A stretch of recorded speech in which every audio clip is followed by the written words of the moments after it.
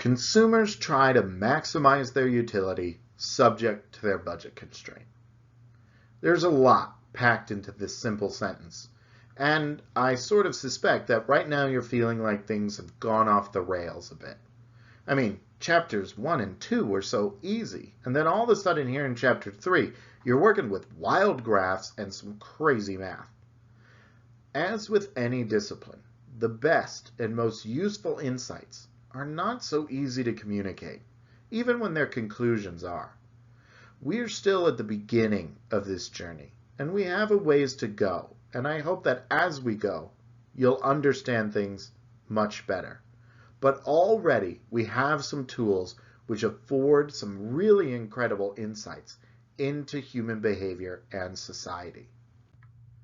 Already we can decode this slide filled with what would appear to most to be gibberish. We start with the notion that people are trying to satisfy their needs and wants, and they do so by ranking the options available to them and choose the highest ranked option, which is feasible or affordable. We can represent that behavior with a mathematical model where people's needs and wants are represented by a utility function, which ranks the options available to them, along with a budget constraint that limits them to only their feasible, affordable options. We can rank options with indifference curves, and if we find the highest indifference curve which shares a point with the budget constraint, then we have found the highest ranked option which is feasible. We found what the consumer will choose. But alas, this simple model may not seem adequate. I mean, what are X1 and X2? And so far, we're just taking their income, Y, as given. But that isn't how life really goes. People's consumption decisions are not constrained by some amount of money handed down from the heavens. We have to work for our money. Can our model of consumer behavior handle that? It absolutely can. And adding this complication illuminates how people respond to economic changes in their life. Our real constraint in life, the scarcity we will always face, is time. We would love to spend all our time doing whatever we want, enjoying leisure. But then we would have produced nothing as a society and there would be nothing to consume. We would all starve and die. So in order to produce the things we need and want, we have to spend our time on labor too. This is the labor-leisure trade-off, and we can model it with utility and a budget constraint. Our two goods in this case are leisure time, or spending our time how we want, and consumption. We represent leisure time with an L and consumption with a C.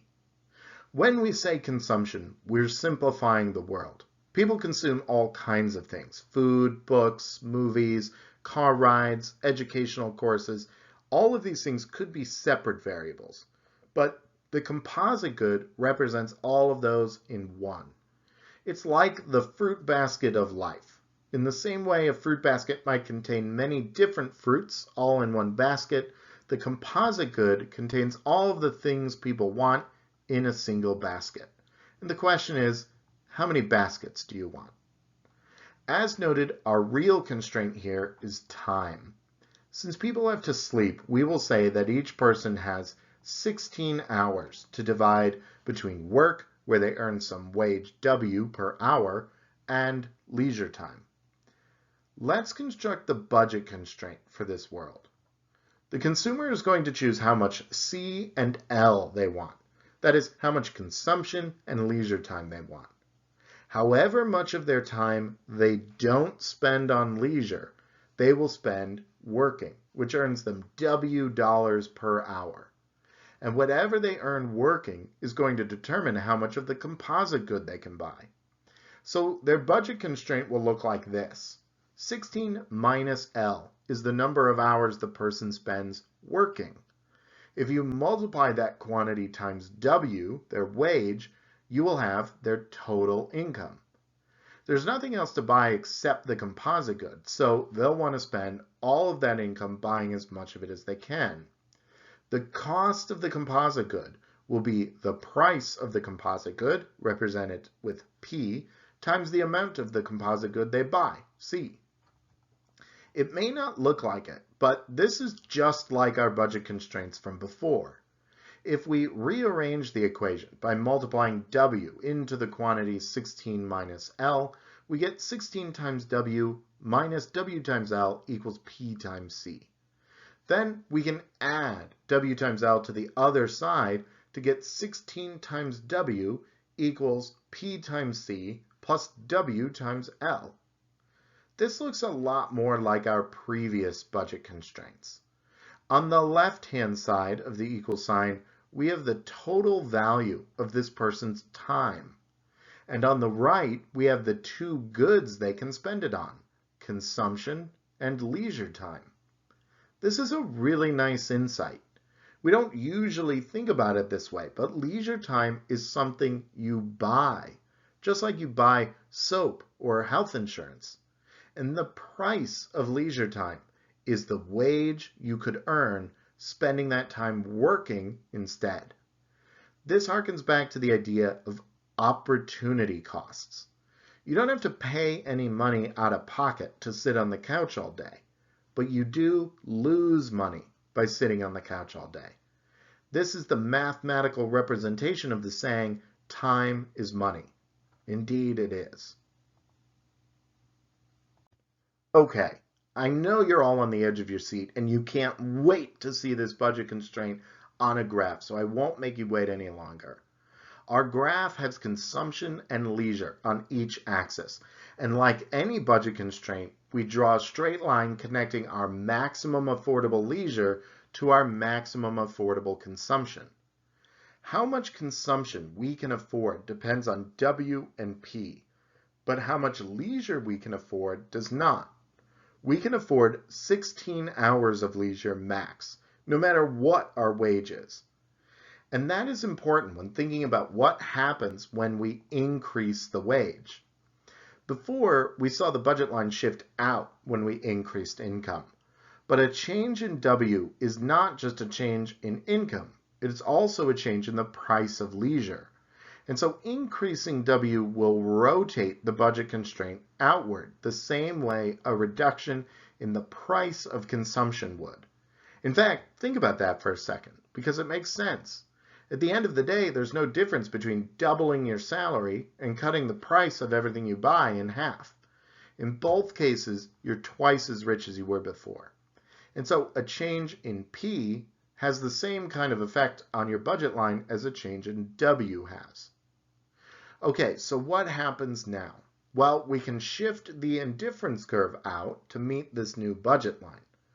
I've taken a lot of care to draw this graph with a little mathematical precision because I want you to see this result. We end up with more of the composite good after our wage rises, which makes sense. We're being paid more, so we can buy more. But look at this. Our leisure time went down. The higher wage actually incentivized us to work more hours, meaning more money but less leisure time. So overall, our leisure time went down. This is pretty neat and might be true, but does it have to be this way? Does more money always mean less leisure time? Well, notice that these indifference curves look closer to straight lines than sharp bends, meaning these two goods are closer to substitutes. These indifference curves reflect someone who tends to choose between consumption and leisure. This is the sort of person whose idea of a day off is laying by the pool all day, not doing anything. Not my cup of tea, but maybe it's yours. Nevertheless, I would expect people who tend to sacrifice a lot of their free time for work, chasing after those higher wages, that they would also like vacations with a lot of rest and relaxation, as opposed to sightseeing and entertainment. So, what about the rest of us? The folks who like watching TV and movies in our downtime, or reading books, or going shopping? We might have indifference curves that look more like complements, where we want to have our consumption and leisure together. When we increase the wage for someone like this, we shift their indifference curve out, and we end up at a spot with more consumption, but also more leisure. They're using part of their higher wages to buy more leisure time, even though leisure time got more expensive when the opportunity cost of the wage went up. In other words, we give this person a raise and they work less, not more. One of the interesting things we can do with this consumer model is decompose this trade-off into different pieces of the decision people are making. There are two things going on when we change the price of something: income effects and substitution effects. When we change the wage a person makes, we also change the price of leisure time. For our first person, who treats consumption and leisure more like substitutes, we can break these two effects apart by imagining what they would choose if they kept their original wage, but we gave them enough money to reach the new, higher utility. In other words, we take their old budget constraint and shift it out until it touches their new indifference curve. This phantom imagined budget constraint would touch here. This is the income effect. When I give you more income, you buy more of everything, and we can see that this person buys more of the composite good as well as more leisure time.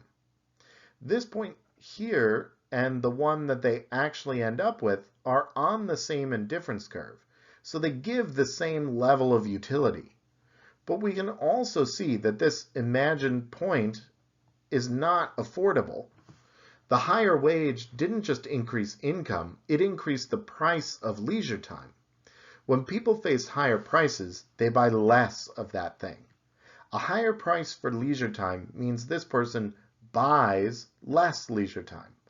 That is the substitution effect, where we substitute away from a higher price thing towards a lower price thing.